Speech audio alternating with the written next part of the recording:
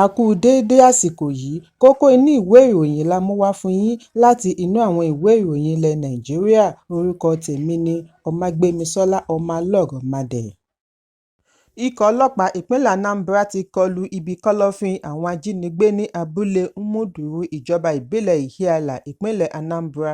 Wọ́n ní pẹ̀lú àjọṣepọ̀ ikọ̀ ológun àti fìjìláńtè ni wọ́n fi ṣe àṣeyọrí tí wọ́n sì rí ẹni wọ́n jí gbé gbà kalẹ̀ láì fi ara pa. Nínú àtẹ̀jáde àná láti ọwọ́ agbẹnusọ ọlọ́pàá ìpínlẹ̀ SP Tochukwu Ikenga ni wọ́n ti ṣe àfihàn yìí. Ikenga fi kún un wípé àṣeyọrí yìí wáyé látàrí bí wọ́n ṣe fi ọwọ́ ṣìkún òfin mú afurasí kan ní ọ̀sẹ̀ mélòó sẹ́yìn níbi tó ti ń ṣe àpatẹnujẹ́wọ́ ni ó ti sọ wípé òun jẹ́ ọmọ ẹgbẹ́ ajínigbé pẹ̀lú ìwà ọ̀daràn mìíràn tí wọ́n ti ń da ìpínlẹ̀ láàmú tipẹ́tipẹ́, pàápàá jùlọ ìjọba ìbílẹ̀ Ihiala. Wọ́n ti yọ̀ǹda ẹni wọ́n jí gbé fún ìdílé rẹ̀. Bí ìwádìí ṣe ń tẹ̀síwájú, ìròyìn jábọ̀ wípé ẹgbẹ́ àwọn dókítà ní ìpínlẹ̀ kan náà ti ń lérí láti ti gbogbo ilé ìwòsàn pa lẹ́yìn tí wọ́n jí ọmọ ẹgbẹ́ wọn kan dókítà Stephen Eze gbé ní ilé rẹ̀ tí ó wà ní abúlé Umunamehi ìjọba ìbílẹ̀ Ihiala ní ọjọ́ 15 oṣù kẹjọ. Níbi ìpàdé pàjáwìrì tí ó wáyé ní ọjọ́ Ajé ni wọ́n ti fún ìjọba ìpínlẹ̀ ní gbèdéke wákàtí 48 kí wọ́n fi yọ̀ǹda Eze, àìjẹ́ bẹ́ẹ̀ àwọn kò ní iṣẹ́ ṣe mọ́ káàkiri ìpínlẹ̀ lẹ́yìn èyí. Ẹ̀kúnrẹ́rẹ́ ìròyìn yìí wà nínú ìwé ìròyìn Punch tó jáde lónìí. Ẹgbẹ́ òṣèlú All Progressives Congress APC ni a gbọ́ wípé wọ́n ti fara kí lórí èròǹgbà ẹgbẹ́ òṣèlú People's Democratic Party PDP láti fa ààrẹ ìjẹta Goodluck Jonathan kalẹ̀ gẹ́gẹ́ bí olùdíje du ipò ààrẹ fún ọdún 2027. Níbi ìfọ̀rọ̀wánilẹ́nuwò orí ẹ̀rọ ìbánisọ̀rọ̀ pẹ̀lú adarí ìròyìn gbogbogbò fún ẹgbẹ́ òṣèlú APC Bala Ibrahim ni ó ti fi PDP ṣe yẹ̀yẹ́. Ó ní èyí ṣe àfihàn wípé wọ́n ń ṣe gbọmọgbọmọ àti gorí àlééfà pẹ̀lú tipátipá. Ibrahim ṣe ìkìlọ̀ wípé bí Jonathan bá gbà láti figagbága pẹ̀lú ààrẹ Bọ́lá Tinubu níbi ìdíje tó ń bọ̀, yóò jẹ́ ìkorò ìjákulẹ̀ lẹ́ẹ̀kan sí i. Ó ní àsìkò kò tíì tó láti máa sọ ọ̀rọ̀ lórí ìdíje ọdún 2027, kò sì sí ìdí fún ẹgbẹ́ òṣèlú APC láti máa gbọ̀n bí ó bá jẹ́ wípé Jonathan ló fẹ́ díje, nítorí APC fi ẹ̀yìn rẹ̀ gbolẹ̀ nígbà tí ó wà ní ipò agbára. Àkàbà lásán ni yóò jẹ́ bí kò ṣe sí ní ipò agbára. Ibrahim ní ju gbogbo rẹ̀ lọ, ẹ jẹ́ ká dé etí odò kí a tó mọ bá a ṣe máa kọjá. Bí ẹ kò bá gbàgbé wípé àìpẹ́ yìí ni gómìnà ìpínlẹ̀ Bauchi Bala Muhammed sọ̀rọ̀ lórí ìgbésẹ̀ àti fa Jonathan kalẹ̀, tí ó tún lérí wípé òun yóò fagilé èròǹgbà rẹ̀ àti di ààrẹ bí Jonathan bá gbà láti díje. Ó ní ààrẹ ìjẹta yìí ní ìrírí láti ṣe àtúnṣe ọrọ̀ ajé orílẹ̀-èdè, yóò ṣiṣẹ́ dáadáa bí ó rí àǹfààní àti tukọ̀ orílẹ̀-èdè lẹ́ẹ̀kan sí i. Nígbà tí ó ń fèsì ní akọ̀wé gbogbogbò fún ẹgbẹ́ òṣèlú PDP Ibrahim Abdullahi ní ìpinnu gómìnà Bala àti àwọn adarí PDP ní ẹkùn àríwá ṣe ọgbọọgba. Ó ní kí a má gbàgbé wípé Bala jẹ́ ọ̀kan gbòógì tí ó bá Jonathan ṣiṣẹ́ nígbà ìṣèjọba rẹ̀ gẹ́gẹ́ bí mínísítà fún sáà méjì, sínétọ̀ àná àti gómìnà fún sáà méjì. Èyí túmọ̀ sí wípé ó mọ ìrírí iṣẹ́ Jonathan àti bí ọrọ̀ ajé orílẹ̀-èdè ṣe rí lọ́wọ́lọ́wọ́. Abdullahi ṣe ìrántí bí wọ́n ṣe bu ẹnu àtẹ́ lu Jonathan jùlọ nínú ìtàn nígbà ìṣèjọba rẹ̀, ẹni tí ó ní etí ìgbọ́ tí ó tún fún ọmọ orílẹ̀-èdè ní ìrètí yàtọ̀ sí èyí tó ń ṣèjọba lọ́wọ́lọ́wọ́. Ó ní bí a bá ń sọ nípa ọmọ orílẹ̀-èdè rere tí kò ní ṣe màgòmágó nídìí ìbò láti mú ara rẹ̀ wọ ipò tipátipá, tí ó tún kéde ara rẹ̀ wípé òun ti pàdánù ìbò kí wọ́n tó parí kíka ìbò.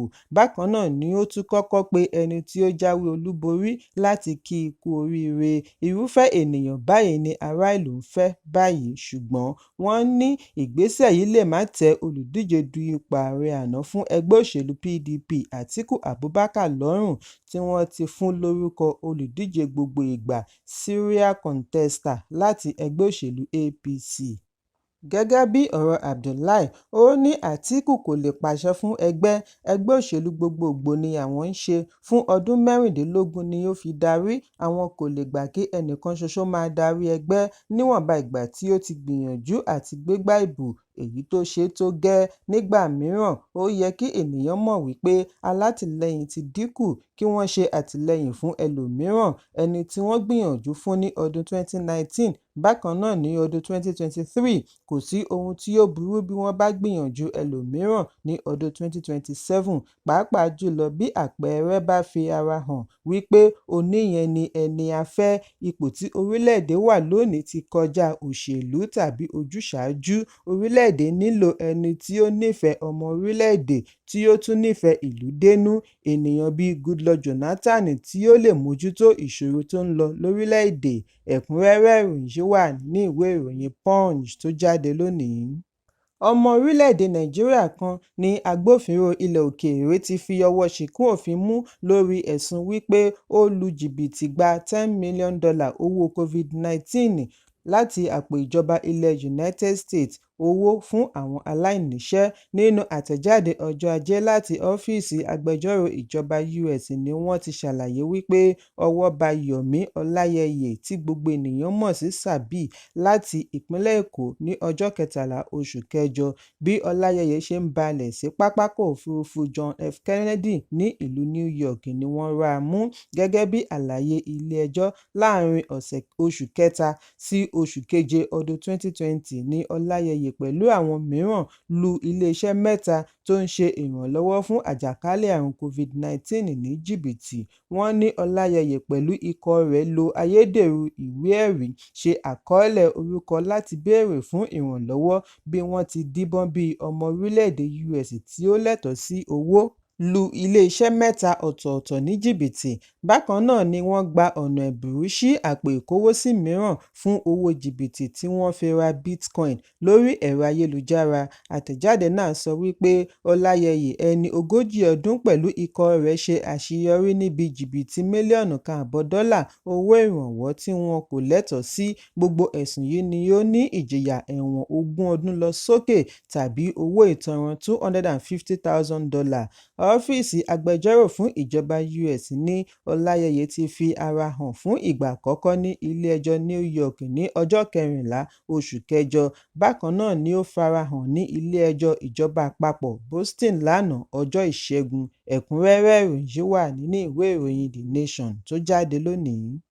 Awakọ̀ èrò kan, Adéwálé Húṣáínì, ni ó ti ń béèrè fún ìdájọ́ òdodo lẹ́yìn ẹ̀sùn wípé òṣìṣẹ́ ọlọ́pàá kan tí wọ́n pe orúkọ rẹ̀ ní Supol Hakeem láti àgọ́ ọlọ́pàá Mákindé agbègbè Oṣòdì, ìpínlẹ̀ Èkó, fi ìyà jẹ báṣubàṣu. Húṣáínì ṣàlàyé fún akọ̀ròyìn lánàá wípé òun ń padà bọ̀ láti ibi tí ó ti lọ ra oúnjẹ fún àwọn ọmọ rẹ̀ mẹ́tẹ̀ẹ̀ta ní ọjọ́ 14 oṣù keje láàrin aago 10 alẹ́ ni ọlọ́pàá yìí pàdé rẹ̀. Ó ní gbogbo akitiyan láti fi oúnjẹ tí òun lọ rà han ọlọ́pàá tí wọ́n ń pè ní Spider yìí ló já sí pàbó. Ọ̀gbẹ́ni Opó tí ó pàdánù ìyàwó rẹ̀ ní oṣù mẹ́ta sẹ́yìn ní irin ni ọlọ́pàá yìí là mọ́ òun lójú ẹsẹ̀. Ó ní ọkọ̀ akérò tí òun ń wà bàjẹ́ sí ìyànà ìsọlọ̀. Òun ké sí atọ́kọ̀ṣe kí ó wá tú u ṣe. Ìdí nìyí tí òun fi pẹ́ wọlé. Bí ó ti délé ni ó bá àwọn ọmọ rẹ̀ tí ọjọ́ orí wọn jẹ́ 6, 10 àti 14 tí kò tíì sùn. Wọ́n ní oúnjẹ tí bàbá wọn fi sílẹ̀ ti tán láti ọ̀sán, àwọn kò rí nǹkan jẹ lálẹ́. Ìdí nìyí tí ó fi súré lọ ra oúnjẹ ní ilé oúnjẹ nítòsí. Bí ó ṣe ń padà bọ̀ ni ọkọ̀ kan dúró mọ́ lẹ́gbẹ̀ẹ́ tí Supol Hakeem fi bọ́lẹ̀ nínú rẹ̀. Ó ní gbogbo bí òun ṣe ń bẹ̀ ẹ́ pẹ̀lú oúnjẹ àwọn ọmọ lọ́wọ́ ni Supol Hakeem kọ̀ jálẹ̀. Kàkà bẹ́ẹ̀, irin ọwọ́ rẹ̀ ni ó là mọ́ òun ní ẹsẹ̀ ọ̀tún. Báyìí ni wọ́n mú ọ̀gbẹ́ni Opó yìí lọ tì mọ́lé ní àgọ́ ọlọ́pàá pẹ̀lú ìrora ẹsẹ̀ tí wọ́n la irin mọ́. Nígbà tí ó di ọjọ́ kejì ni wọ́n kó gbogbo àwọn mẹ́fẹ̀ẹ̀fà tí wọ́n kó ní alẹ́ ọjọ́ náà jáde. Àwọn mìíràn rẹ́ni pè wá gba ìyọ̀ǹda wọn, ṣùgbọ́n Hosseini kò rẹ́ni pè nítorí ẹ̀rọ ìbánisọ̀rọ̀ rẹ̀ ti sọnù lálẹ́ ìgbà tí wọ́n mú un. Àwọn tí kò rẹ́ni pè ni wọ́n ní kí wọ́n kọ statement. Lẹ́yìn èyí ni wọ́n kó wọn sínú ọkọ̀ kórópè wà wọ́n lọ ọ́fíìsì task force tí ó wà ní Oṣòdì láì jẹ́ wípé wọ́n ká ìwà ọ̀daràn kankan mọ́ wọn lọ́wọ́. Lẹ́yìn tí wọ́n dé ọ́fíìsì task force ni wọ́n tún ní kí wọ́n kọ statement bí wọ́n ti ké sí wọn wípé agbẹjọ́rò fẹ́ rí wọn. Ó ní òun ṣàlàyé gbogbo ohun tí ó ṣẹlẹ̀ fún magistrate. Pẹ̀lú gbogbo ẹ̀bẹ̀ ni wọ́n rán lọ ẹ̀wọ̀n ọ̀sẹ̀ 3 ní ọgbà ìwà àtúnṣe Kirikiri. Ó ní èyí ba òun lọ́kàn jẹ́ gidigidi nítorí àwọn ọmọ rẹ̀ kò mọ ìrìnsí rẹ̀ tàbí mọ ohun tí ó ṣẹlẹ̀ sí i. Gbogbo àkókò tí ó lò nínú ẹ̀wọ̀n ni egbò ẹsẹ̀ rẹ̀ fi ń burú sí i àti bí ọlọ́pàá ṣe fi máàmù gàárì de ọwọ́ rẹ̀, gbogbo rẹ̀ ló fa ìrora fún un. Nígbà tí Hosseini máa fi gba ìyọ̀ǹda ní ọjọ́ 10 oṣù kẹjọ, gbogbo egbò ara rẹ̀ ti lé pọ̀npọ̀n. Láti ìgbà náà ni kò ti lè jẹ tàbí mu. Ábẹ́lẹ́ǹtẹ̀ lọ ibi iṣẹ́. Nígbà tí ó lọ ilé ìwòsàn kéréje ní Oṣòdì, wọ́n ní fún ọjọ́ kan ni àwọn yóò fi tọ́jú rẹ̀ àyàfi bí ó bá gba police report wá. Èyí sì ya òun lẹ́nu nítorí egbò ara òun kì í ṣe ọgbẹ́ ọta ìbọn. Èyí ló mú kí Hosseini máa ké sí ọ̀gá ọlọ́pàá yányán Káyọ̀dé Ẹgbẹ́tókun àti kọmíṣánná ọlọ́pàá ìpínlẹ̀ Èkó Káyọ̀dé Fáyọ̀adé kí wọ́n bá òun dá sí ọ̀rọ̀ yìí. Bákan náà ni ó ń béèrè fún owó gbà-má-bínú fún egbò tí ọlọ́pàá dá sí i lára àti ìdájọ́ òdodo. Gẹ́gẹ́ bí ọ̀rọ̀ Hosseini, ó ní òun kò lè lọ ibi iṣẹ́ tàbí tọ́jú ẹbí rẹ̀ lẹ́yìn wàhálà tí wọ́n dà sí i lágbádá.